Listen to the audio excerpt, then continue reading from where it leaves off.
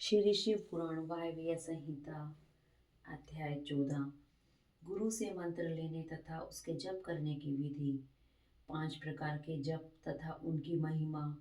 मंत्र गणना के लिए विभिन्न प्रकार की मालाओं का महत्व तथा उंगलियों के उपयोग का वर्णन। जप के लिए उपयोगी स्थान तथा दिशा। जप में वर्जनीय बातें। सदाचार का महत्व, आस्तिकता की प्रशंसा तथा पंचाक्षर मंत्र की विशेषता का वर्णन। महादेव जी कहते हैं वरानने, आज्ञाहीन, क्रियाहीन, श्रद्धाहीन तथा विधि के पालनार्थ आवश्यक दक्षिणा से हीन जो जप किया जाता है वह सदा निष्फल होता है। मेरा स्वरूपभूत मंत्र यदि आज्ञा सिद्ध, क्रिया सिद्ध और श्रद्धा सिद्ध होने के साथ ही दक्षिणा से भी युक्त हो तो उसकी सिद्धि होती है और उससे महान फल प्राप्त होता है। शिष्य को चाहिए कि वह पहले तत्ववेदा, आचार्य, जपशील, सद्गुण संपन्न, ध्यान योग परायण एवं ब्राह्मण गुरु की सेवा में उपस्थित हो। मन में शुद्ध भाव रखते हुए प्रयत्न पूर्वक उन्हें संतुष्ट करे। ब्राह्मण साधक अपने मन, वाणी, शरीर और धन से आचार्य का पूजन करे। वह वैभव हो तो गुरु को भक्ति भाव से हाथी, घोड़े, रथ, रत्न, ग्रह, क्षेत्र आदि अर्पित करे। जो अपने लिए सिद्धि चाहता हो वह धन के दान में कृपणता न करे, तदंतर सब सामग्रियों सहित अपने आप को गुरु की सेवा में अर्पित कर दे। इस प्रकार यथाशक्ति निश्चल भाव से गुरु की विधिवत पूजा करके गुरु से मंत्र एवं ज्ञान का उपदेश क्रमशः ग्रहण करे। इस तरह संतुष्ट हुए गुरु आपने पूजक शिष्य को जो 1 वर्ष तक उसकी सेवा में रह चुका हो, गुरु की सेवा में उत्साह रखने वाला हो, अहंकार रहित और उपवास पूर्वक स्नान करके शुद्ध हो गया हो, पुनः विशेष शुद्धि के लिए पूर्ण कलश में रखे हुए पवित्र द्रव्य युक्त मंत्र शुद्ध जल से नहलाकर चंदन, पुष्प, माला, वस्त्र और आभूषणों द्वारा अलंकृत करके उसे सुंदर वेशभूषा से विभूषित करे। तत्पश्चात शिष्य से ब्राह्मणों द्वारा पुण्याह वाचन और ब्राह्मणों की पूजा करवाकर समुद्र तट पर, नदी के किनारे, गौशाला में, देवालय में, किसी भी पवित्र स्थान में अथवा घर में सिद्धिदायक काल आने पर शुभ तिथि, शुभ नक्षत्र एवं सर्व दोष रहित शुभ योग में गुरु अपने उस शिष्य को अनुग्रह पूर्वक विधि के अनुसार मेरा ज्ञान दे।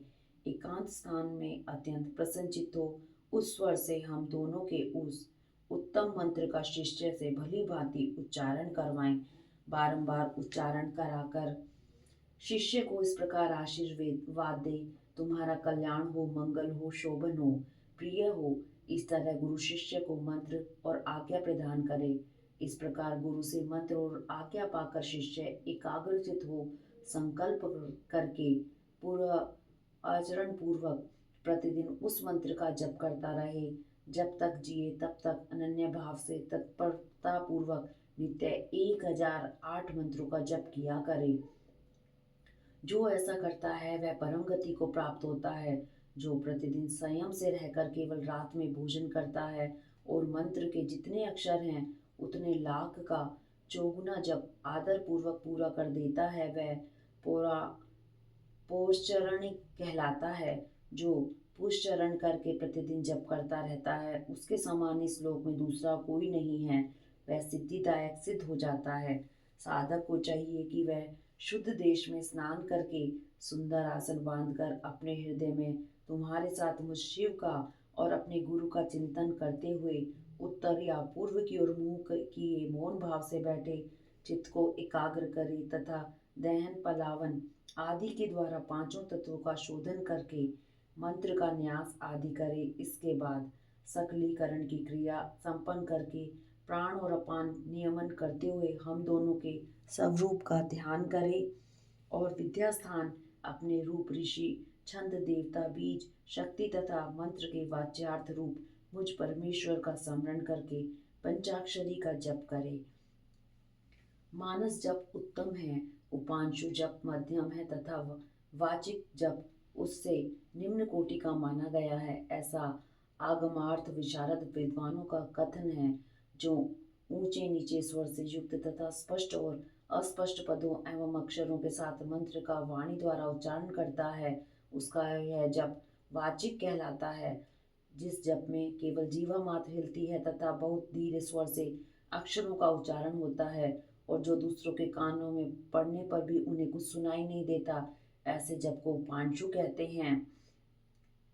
जिस जप में अक्षर पंक्ति का एक वर्ण से दूसरे वर्ण का, एक पद से दूसरे पद का तथा शब्द और अर्थ का मन के द्वारा बारंबार चिंतन मात्र होता है, वह मानस मंत्र कहलाता है, मानस जप कहलाता है।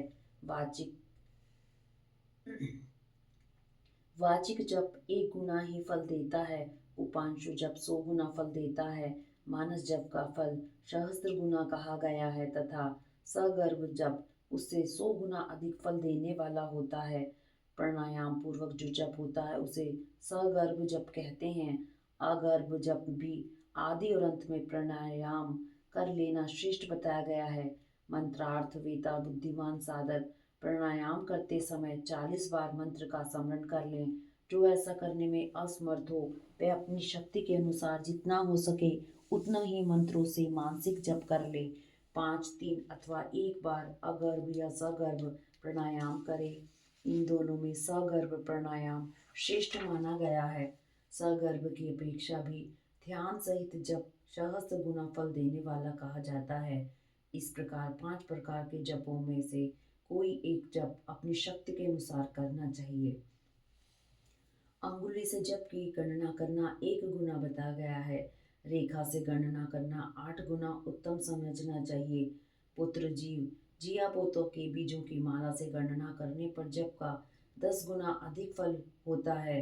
शंख के मनकों से 100 गुना, मूंगों से 1000 गुना, सप्टिक मणि की माला से 10,000 गुना, मोतियों की माला से लाख गुना, पद्माक्ष से 10 लाख गुना और सुवर्ण के बने हुए मनकों से गणना करने पर कोटि गुना अधिक फल बताया गया है। कुश की गांठ से तथा रुद्राक्ष से गणना करने पर अनंत गुने फल की प्राप्ति होती है। 30 रुद्राक्ष के दानों से बनाई गई माला जप कर्म में धन देने वाली होती है। 27 दानों की माला पुष्टिदायिनी और 25 दानों की माला मुक्तिदायिनी होती है। 15 रुद्राक्षों की बनी हुई माला अभिचार कर्म में फलदायक होती है। जप कर्म में अंगूठे को मोक्षदायक समझना चाहिए और तर्जनी को शत्रुनाशक, मध्यमा धन देती है और अनामिका शांति प्रदान करती है। 108 दानों की माला उत्तम उत्तम मानी गई है। 100 दानों की माला उत्तम और 50 दानों की माला मध्यम होती है। 54 दानों की माला मनोहारिणी एवं श्रेष्ठ कही गई है। इस तरह की माला से जप करें, वह जप किसी को दिखाई नहीं। कनिष्ठिका अंगुली अक्षरणी जप के फल को शरित नष्ट न करने वाली मानी गई है, इसलिए जप कर्म में शुभ है। दूसरी उंगलियों के साथ अंगुष्ठ द्वारा जप करना चाहिए क्योंकि अंगुष्ठ के बिना किया हुआ जप निष्फल होता है। घर में किए हुए जप को समान या 1 गुना समझना चाहिए। गौशाला में उसका फल 100 गुना हो जाता है। पवित्र वन या उद्यान में किए हुए जप का फल सहस्त्र गुना बताया जाता है। पवित्र पर्वत पर 10,000 गुना, नदी के तट पर लाख गुना, देवालय में कोटि गुना और मेरे निकट किए हुए जप को अनंत गुना कहा गया है। सूर्य, अग्नि, सूर्य, गुरु, चंद्रमा, दीपक, जल, ब्राह्मण और गौ के समीप किया हुआ जप श्रेष्ठ होता है। पूर्वाभिमुख किया हुआ जप वशीकरण में और दक्षिणाभिमुख जप अभिचार कर्म में सफलता प्रदान करने वाला है। पश्चिम अभिमुख जप को धनदायक जानना चाहिए और उत्तराभिमुख जप शांतिदायक होता है। सूर्य, अग्नि, ब्राह्मण, देवता तथा अन्य श्रेष्ठ पुरुषों के समीप उनकी ओर पीठ करके जप नहीं करना चाहिए। सिर पर पगड़ी रखकर, कुर्ता पहनकर, नंगा होकर, बाल खोलकर, गले में कपड़ा लपेटकर, अशुद्ध हाथ लेकर, संपूर्ण शरीर से अशुद्ध रहकर तथा विलास पूर्वक कभी जप नहीं करना चाहिए। जप करते समय क्रोध, मद, छींकना, थूकना, जम्भाई लेना तथा कुत्तों और नीच पुरुषों की ओर देखना वर्जित है। यदि कभी वैसा संभव हो जाए तो आचमन करें अथवा तुम्हारे साथ मेरा स्मरण करें, पार्वती सहित शिव का स्मरण करें या ग्रह नक्षत्रों का दर्शन करें अथवा प्राणायाम कर लें। बिना आसन के बैठकर, सोकर, चलते चलते तथा खड़ा होकर जप न करें। गली में, सड़क पर, अपवित्र स्थान में तथा अंधेरे में भी जप न करें। दोनों पांव फैलाकर कुकुट आसन से बैठकर, सवारी या खाट पर चढ़कर अथवा चिंता से व्याकुल होकर जप न करें। यदि शक्ति हो तो इन सब नियमों का पालन करते हुए जप करें और अशक्त पुरुष यथाशक्ति जप करें। इस विषय में बहुत कहने से क्या लाभ। संक्षेप से मेरी यह बात सुनो। सदाचारी मनुष्य शुद्ध भाव से जप और ध्यान करके कल्याण का भागी होता है। आचार परम धर्म है, आचार उत्तम धन है, आचार श्रेष्ठ विद्या है और आचार ही परम गति है। आचारहीन पुरुष संसार में निंदित होता है और परलोक में भी सुख नहीं पाता। इसलिए सबको आचारवान होना चाहिए। वेदज्ञ विद्वानों ने वेद शास्त्र के कथनानुसार जिस वर्ण के लिए जो कर्म विहित किया है, उस वर्ण के पुरुष को उसी कर्म का संयमक आचरण करना चाहिए। वही उसका सदाचार है, दूसरा नहीं। सत्पुरुषों ने उसका आचरण किया है, इसलिए वह सदाचार कहलाता है। उस सदाचार का भी मूल कारण आस्तिकता है। यदि मनुष्य आस्तिक हो तो भी प्रमाद आदि के कारण सदाचार से कभी भ्रष्ट हो जाने पर भी दूषित नहीं होता। अतः सदा आस्तिकता का आश्रय लेना चाहिए। जैसे इलोक में सत्कर्म करने से सुख और दुष्कर्म करने से दुख होता है, उसी तरह परलोक में भी होता है। इस विश्वास को आस्तिकता कहते हैं। सदाचार से हीन, पतित और अतंज्य का उद्धार करने के लिए कलयुग में पंचाक्षर मंत्र से बढ़कर दूसरा कोई उपाय नहीं है। चलते फिरते खड़े होते अच्छा अथवा स्वेच्छानुसार कर्म करते हुए अपवित्र या पवित्र पुरुष के जप करने पर भी यह मंत्र निष्फल नहीं होता। अतंज्य, मूर्ख, मूढ़, पतित, मर्यादा रहित और नीच के लिए भी यह मंत्र निष्फल नहीं होता। किसी भी अवस्था में पड़ा हुआ मनुष्य भी यदि मुझ में उत्तम भक्ति भाव रखता है तो उसके लिए यह मंत्र निसंदेह सिद्ध होगा ही, किंतु दूसरे किसी के लिए वह सिद्ध नहीं हो सकता। प्रिय, इस मंत्र के लिए लगन, तिथि, नक्षत्र, वार और योग आदि का अधिक विचार अपेक्षित नहीं है। यह मंत्र कभी सुप्त नहीं होता, सदा जागृत ही रहता है। यह महामंत्र कभी किसी का शत्रु नहीं होता। यह सदा सुसिद्ध, सिद्ध अथवा साध्य ही रहे। सिद्ध गुरु के उपदेश से प्राप्त हुआ मंत्र सुसिद्ध कहलाता है। असिद्ध गुरु का भी दिया हुआ मंत्र सिद्ध कहा गया है। जो केवल परंपरा से प्राप्त हुआ है, किसी गुरु के उपदेश से नहीं मिला है, वह मंत्र साध्य होता है। जो मुझ में, मंत्र में तथा गुरु में अतिशय श्रद्धा रखने वाला है, उसको मिला हुआ मंत्र किसी गुरु के द्वारा साधित हो या असाधित सिद्ध होकर ही रहता है, इसमें संशय नहीं है। इसलिए अधिकार की दृष्टि से विघ्न युक्त होने वाले दूसरे मंत्रों को त्याग कर विद्वान पुरुष साक्षात परमा विद्या पंचाक्षरी का आश्रय ले। दूसरे मंत्रों के सिद्ध हो जाने से ही यह मंत्र सिद्ध नहीं होता, परंतु इस महामंत्र के सिद्ध होने पर वे दूसरे मंत्र अवश्य सिद्ध हो जाते हैं। महेश्वरी जैसे अन्य देवताओं के प्राप्त होने पर भी मैं नहीं प्राप्त होता, परंतु मेरे प्राप्त होने पर वे सब देवता प्राप्त हो जाते हैं। यही न्याय इन सब मंत्रों के लिए भी है। सब मंत्रों के जो दोष हैं वे इस मंत्र में संभव नहीं है, क्योंकि यह मंत्र जाति आदि की अपेक्षा न रखकर प्रवृत्त होता है। तथापि छोटे छोटे तुच्छ फलों के लिए सहसा इस मंत्र का विनियोग नहीं करना चाहिए, क्योंकि यह मंत्र महान फल देने वाला है। उपमन्यु कहते हैं, यदुनंदन, इस प्रकार त्रिशूलधारी महादेव जी ने तीनों लोकों के हित के लिए साक्षात महादेवी पार्वती से इस पंचाक्षर मंत्र की विधि कही थी।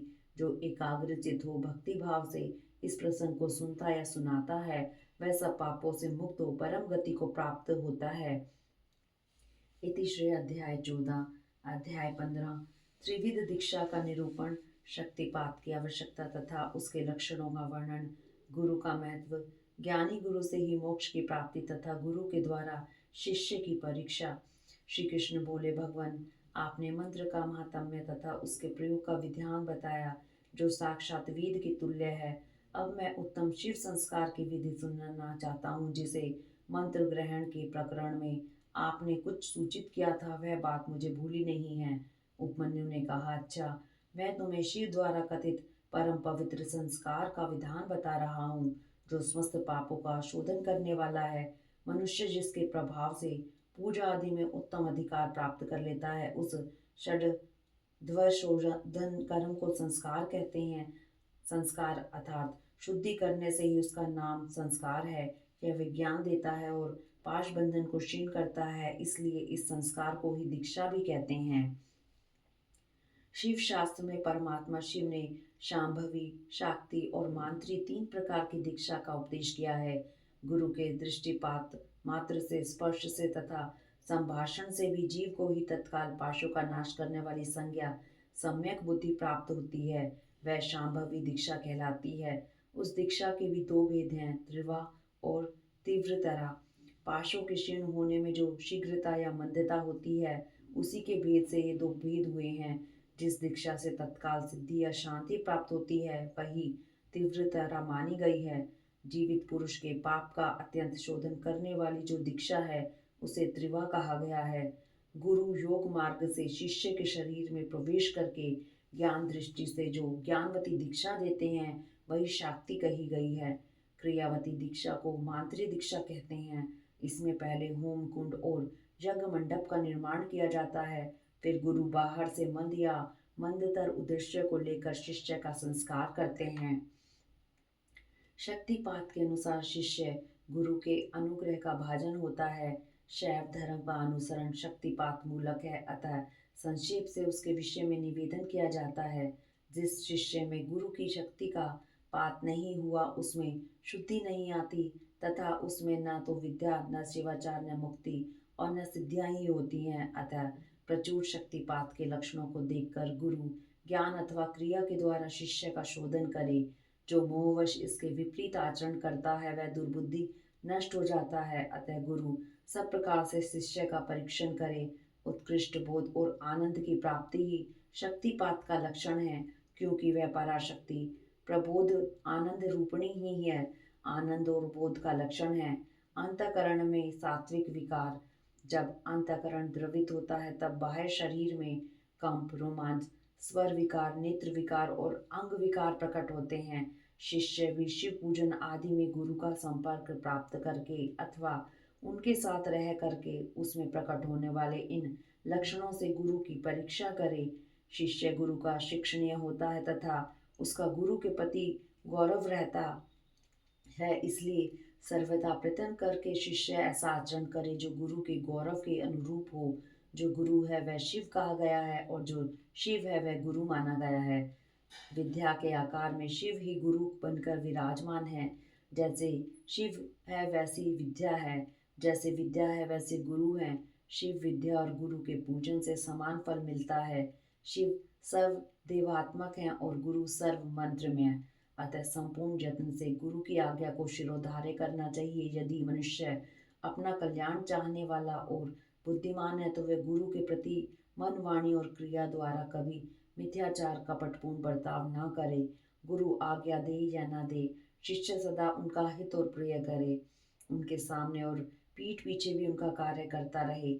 ऐसे आचार से युक्त गुरु भक्त और सदा मन में उत्साह रखने वाला जो गुरु का प्रिय करने वाला शिष्य है, वही शैव धर्मों के उपदेश का अधिकारी है। यदि गुरु गुणवान, विद्वान, परमानंद का प्रकाशक, तत्ववेता और शिव भक्त है, तो वही मुक्ति देने वाला है, दूसरा नहीं।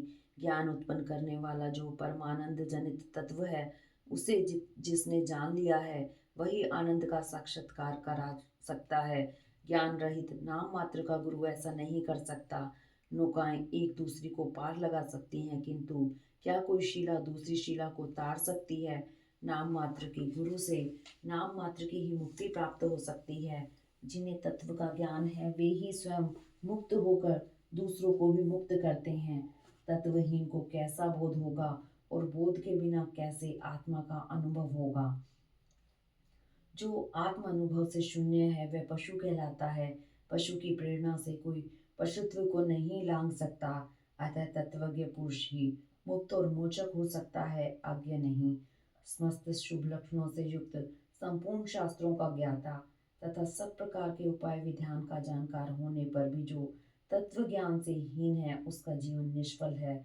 जिस पुरुष की अनुभव पर्यंत बुद्धि तत्व के अनुसंधान में प्रवृत्त होती है, उसके दर्शन, स्पर्श आदि से परम आनंद की प्राप्ति होती है। अतः जिसके संपर्क से ही उत्कृष्ट बोध स्वरूप आनंद की प्राप्ति संभव हो, बुद्धिमान पुरुष उसी को अपना गुरु चुने, दूसरे को नहीं।